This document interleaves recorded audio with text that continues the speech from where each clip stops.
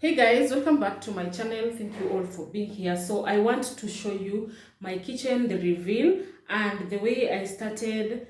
We have been doing these things on our own, except the cabinets which the fundi did. I called the fundi so that he can put the cabinet.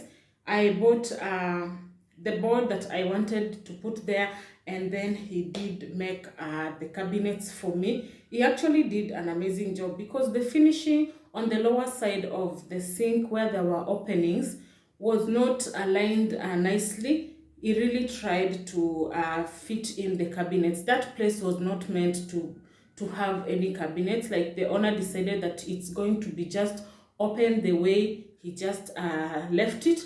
But I said that why have such an opening? Like, when you enter the kitchen, that opening is just the first attraction, and I did not like it. It even demotivates you to cook or operate in that kitchen. So I decided to take things into my own hands and make the kitchen that I want.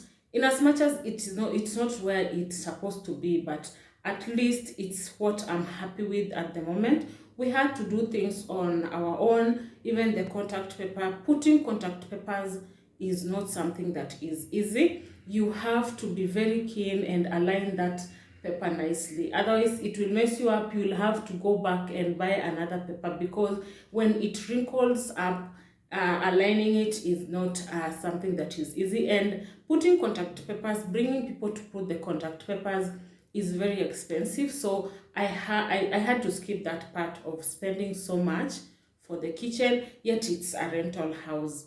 You never know, maybe tomorrow I'll have a different place to go to and I will have to leave that kitchen. So I had to put something that is temporary.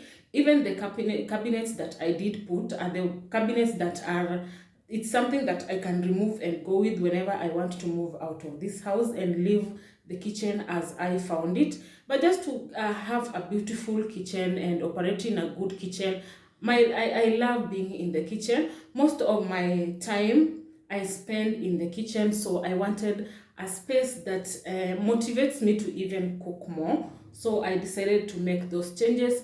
As you can see, I started with the the higher part, the cabinets over there, but I did not put the contact paper in the inside because I saw it like as a waste, and it was a lot of work to put the contact paper inside the cabinet. So I decided to put it on the outside. And also the part of the spices, I decided that I'm only going to put the parts that are visible. At least it still looks beautiful and presentable.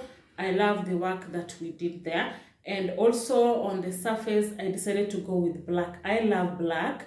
And on the wall of the still on the countertop, I decided to go with the tile one, the one that has the shade of the tile. That is the one that I wanted. Like, I love black and white, and they really did go well. I love the outcome of the kitchen, how it came out, how everything just turned out, and it's so beautiful. A lot of work has gone into that kitchen. And I also love flowers in the kitchen. You know, I love flowers. I can put flowers anywhere. Like, we don't have a specific place that is meant for the flowers. So I love that the flowers really look beautiful in the kitchen, and fresh flowers. I'm still yet to do more in the kitchen. Some decor, small decors that can just beautify the place, beautify my kitchen. And this is my kitchen. You see, this kitchen it's small, but it's better than the kitchens that I've been in. So this is how I did arrange it. My fridge, I decided to interchange the fridge with the gas cooker. I decided that the fridge just has to go on the other corner, and that is an advice that I got from a friend who is a YouTuber. She's called Karogidinji. She had advised me that my fridge maybe would fit in there and I would interchange the gas cooker. So that is what I did. And for now, I love my space that way. And I hope with time I can make changes to my kitchen.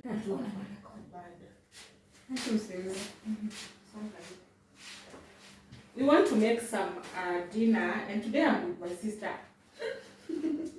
She's very small. She's the smallest. So as you can see, she's the youngest. She's even smaller in size. So we want to make some fillet, and I got me some fillet from. I'm going to the butcher and getting my, getting the right fillet. I think you have to go when the meat is still fresh, and then they will remove the fillet for you. So I got my fillet and I want to make it. There are two. This one, I'll be baking it, but I think I'm not doing that today. So I'll put it aside. I will have to wrap it. This is the one that I requested the guy to actually slice it for me to my preference. So I'll put it in here.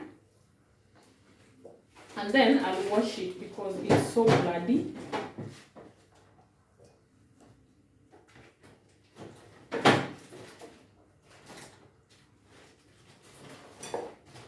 As I said, every part of the cow has its own use, and you just have to figure out how to prepare each and every part of the cow. So I love the fillet. It's so soft. I think some call it tenderloin, something like that. So this one, I'll keep it aside. Like, it's always good to wash your meat. I believe that. You don't know how it was handled in the process of maybe carrying it around. So I'll wash this.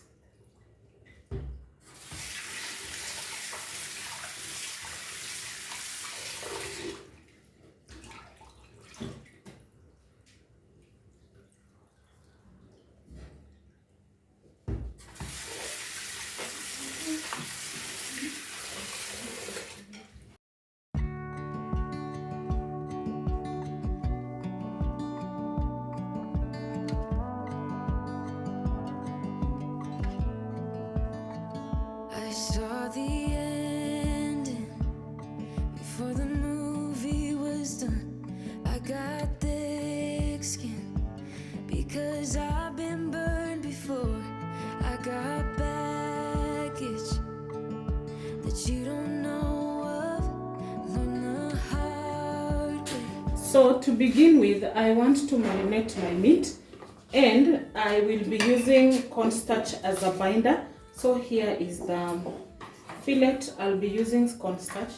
I'll just use a little, not so much. Did I say a little? Yeah. That is the binder.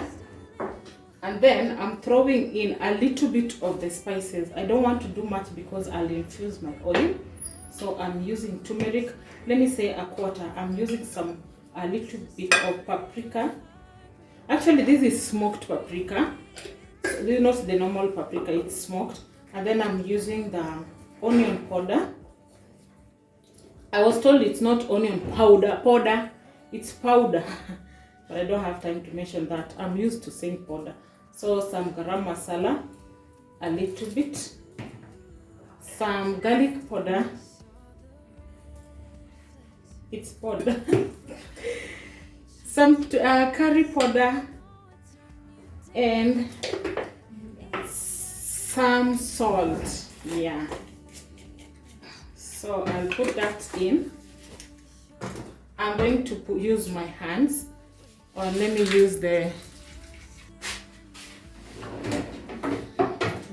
one. I'll make sure I mix everything well until they're well combined.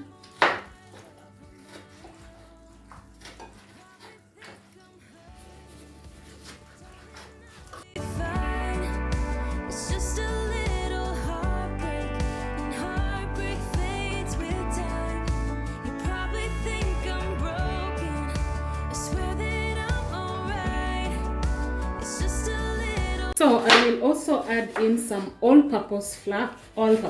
So I'm adding that in. This is also to thicken the fillet whenever I will be preparing it. Actually, I was to use all-purpose, but I always mix them. I always start with the cornstarch, and then after I've mixed everything well, that is when I bring in the all-purpose flour.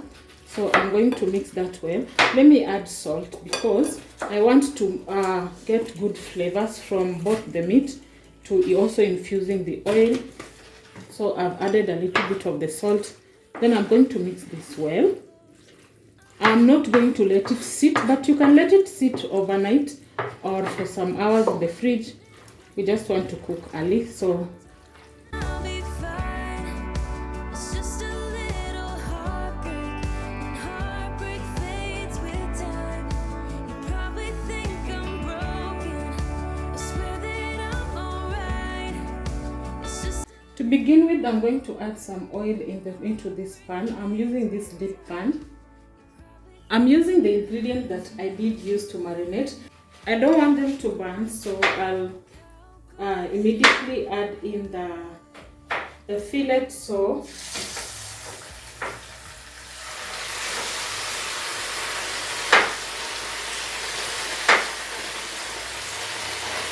hizo clip zingine hazijashikana.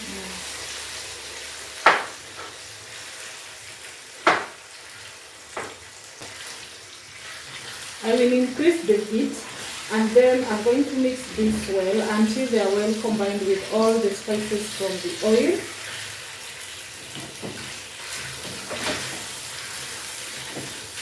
Remember, the fillet cooks faster, so that is why I'm using this method.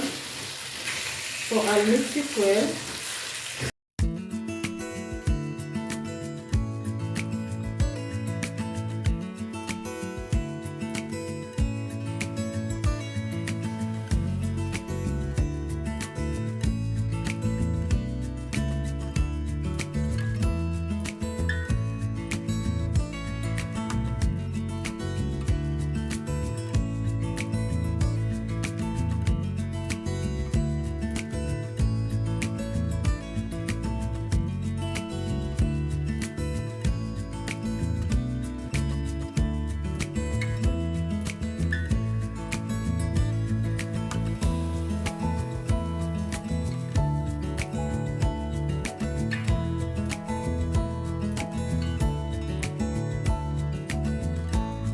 At this point, I'm going to cover it and let it cook on its own using its juices.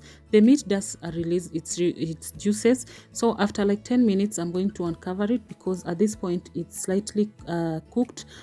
Fillet doesn't take much of the time to cook. It's one of the tender part of the cow and it cooks so fast. So that is why I'm using this method instead of slow cooking it. I'm going to mix that well. It did stick on the bottom because of the kind of pot I'm using, but it hasn't burned. You can use non-stick pan because that works better compared to the normal ones. And then I'm going to add in now the rest of the ingredients. These are the chopped red onions. I'm going to throw them in. I chopped them thinly so that they can release all the flavors into the meat. And then I'll mix that well. Add in some minced garlic. Yes, the fresh minced garlic. Mix everything well. Let it simmer for like a minute or two. The purpose for me to let it simmer for a minute or two is so that the meat can get all the flavors from the onions and also from the garlic.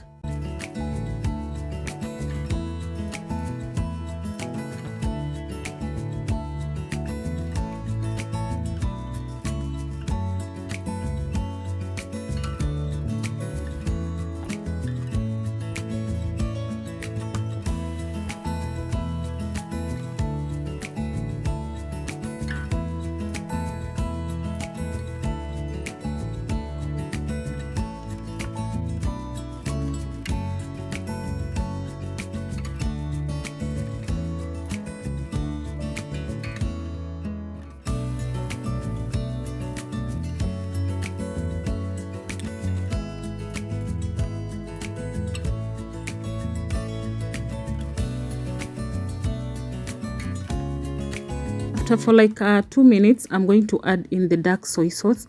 Dark soy sauce actually gives good flavors to this kind of stir frying meat. I'm going to mix that well and let it simmer for like a minute or so or two so that the soy sauce can cook together with the rest of the ingredients before I can introduce other ingredients in. I love introducing the ingredients one by one. I don't have to like introduce all of them at once. At this point, I'm putting in the carrots, the fresh carrots. I had to slice them thinly, and then I'm going to throw them in. Mix that for like a minute or so, and then cover it. Let it simmer for 1 minute, and then I'll add in the rest of the ingredients.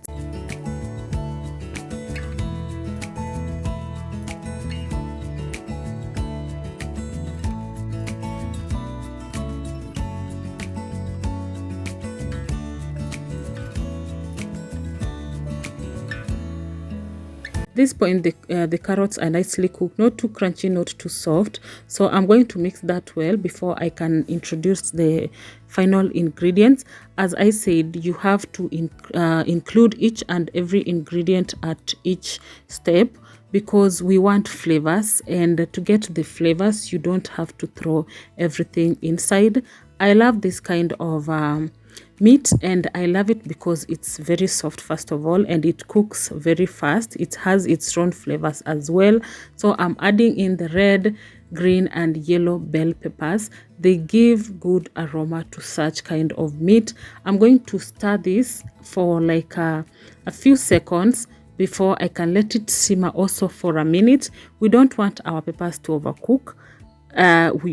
Some peppers, if they do overcook, they turn brown, like the green one, and it gets bitter. So I also love it. I love my peppers very crunchy, and this looks so delicious. This is the turnout, and I serve this with some ugali. Very, very delicious. You can try this out and tell me how it turns out.